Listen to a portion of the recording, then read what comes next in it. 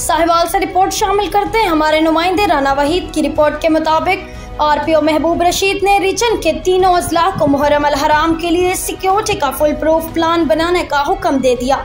रवायती और लाइसेंसी प्रोग्रामों के अलावा मुहर्रम के दौरान कोई नया जुलूस या प्रोग्राम मुनक्किद नहीं हो सकेगा। मुहर्रम अल हराम के दौरान फुरका वराना हम आहंगी अवलीन तरजीह होगी। किसी किस्म की शरंगेजी और नफरतों की चिंगारी को किसी सूरत नहीं सुलगने दिया जाएगा।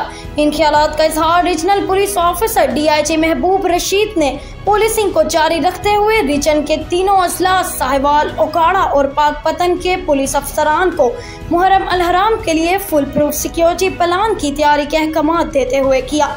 आरपीओ महबूब रशीद ने कहा कि जिस तरह ईद उल अज़हा के मुकद्दस त्यौहार पर रीजन भर में काबिल रश्क अमन कायम रहा है, हमने इसके तसलसल में मुहर्रम के दौरान भी अमन और अमान की क़याम और इस्तेहकाम के लिए अमली इक़दाम उठाने हैं। उन्होंने कहा कि रीजन भर में किसी के अकीदे को छेड़ो नहीं, अपने अकीदे को छोड़ो नहीं की पॉलिसी पर अमल करके क़याम अमन को यकीनी बनाया जाएगा।